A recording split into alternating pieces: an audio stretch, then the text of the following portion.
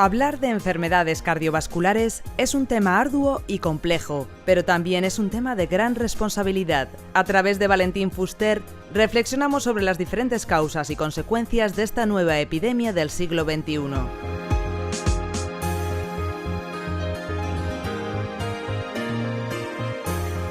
En realidad la mortalidad cardiovascular está aumentando, lo que la gente vive más años, pero está aumentando la enfermedad y la mortalidad.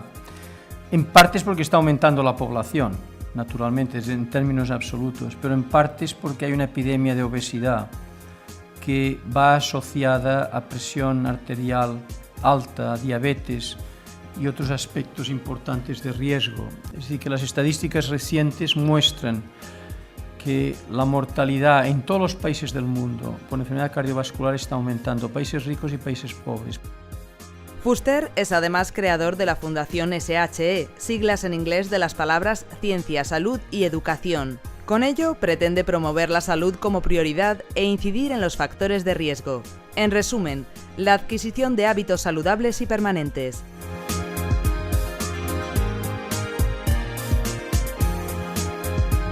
La ciencia es la verdad, por lo cual tenemos que basarnos en cómo transmitimos esta verdad al público.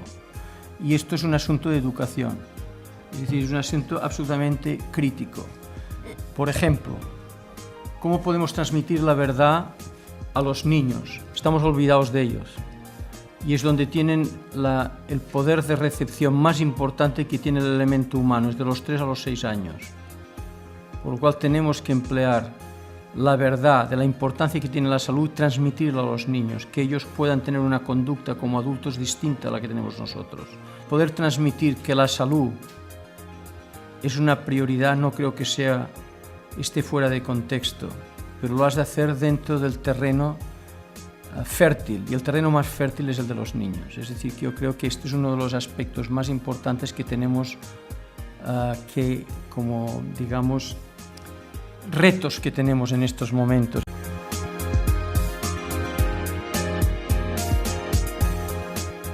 A la hora de abordar el tema de los nuevos tratamientos, la exposición de Fuster giró en torno a la polipíldora, es decir, todas las píldoras cardíacas en un mismo comprimido. Básicamente el tema es que gente que ha tenido eventos cardiovasculares,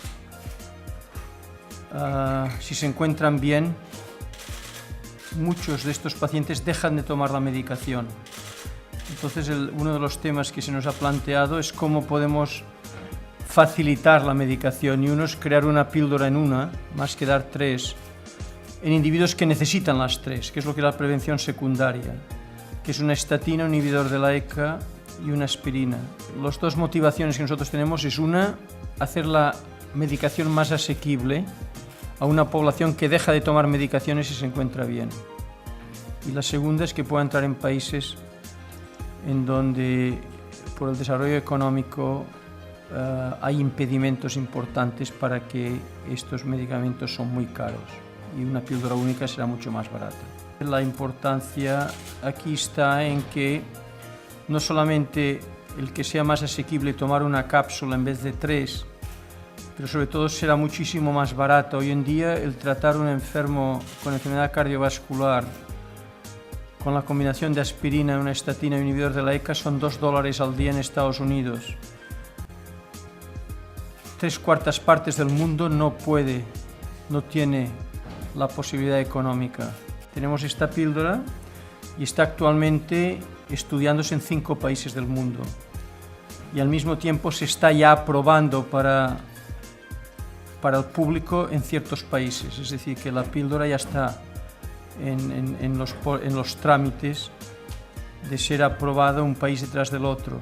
Estamos haciendo unas ciertas modificaciones que nos han pedido y simplemente cuando usted dice de tenerla en España, piense que la tienen ya 5 países en el mundo, entre los cuales está España. Lo que pasa es que no está a nivel público, está a nivel de investigación.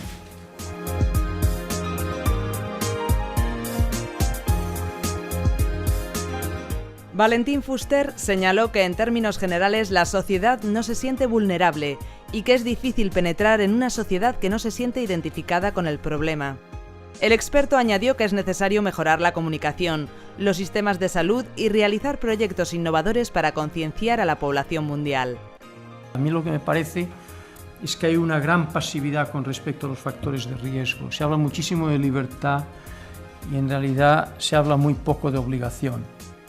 Y lo que está ocurriendo con la salud es que es un gasto enorme en donde tenemos que pararlo, y para pararlo tenemos que promover la salud por mecanismos que sean obligatorios, entrar en los niños o tal vez ayudarnos unos a otros. Todo esto son estrategias que tenemos que llevar a cabo que tal vez podrán tener un efecto en lo que estamos hablando hoy, que es de parar esta epidemia.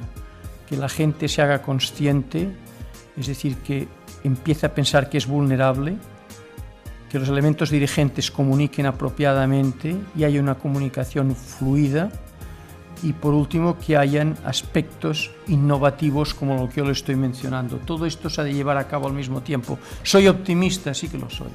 Creo que la sociedad empezará a darse cuenta de que esto es un gasto económico impresionante el tratar la enfermedad más que promover la salud.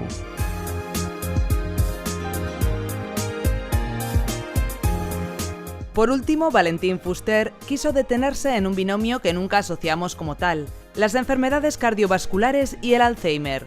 Ya en 1907, Alois Alzheimer, cuando describió la enfermedad, la catalogó como una enfermedad cardiovascular. La enfermedad de Alzheimer es una combinación de un componente celular cerebral y un componente vascular. El componente vascular depende mucho de los mismos factores de riesgo que van a dar lugar al infarto de miocardio o el infarto cerebral, los clásicos factores de riesgo: la hipertensión, el tabaquismo, colesterol elevado, la diabetes, etc.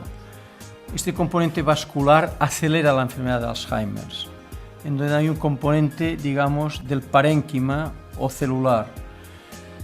Y es muy interesante porque es una enfermedad en donde hay un componente genético, que es el parenquimatoso, el del depósito de una sustancia amiloide dentro de la célula cerebral, y luego hay el componente vascular que está muy unido o asociado a los factores de riesgo, que hasta ahora se desconocía porque no teníamos tecnologías de imagen que pudieran ver los pequeños vasos del cerebro, que es lo que está afectado. Es decir, cuando hablamos de infarto hablamos de grandes arterias, pero no vemos las pequeñas. Y en el cerebro las pequeñas afectan el poder cognitivo. Concluye así con un recordatorio: que cualquier problema vascular en las pequeñas arterias que rigen el cerebro afecta al poder cognitivo.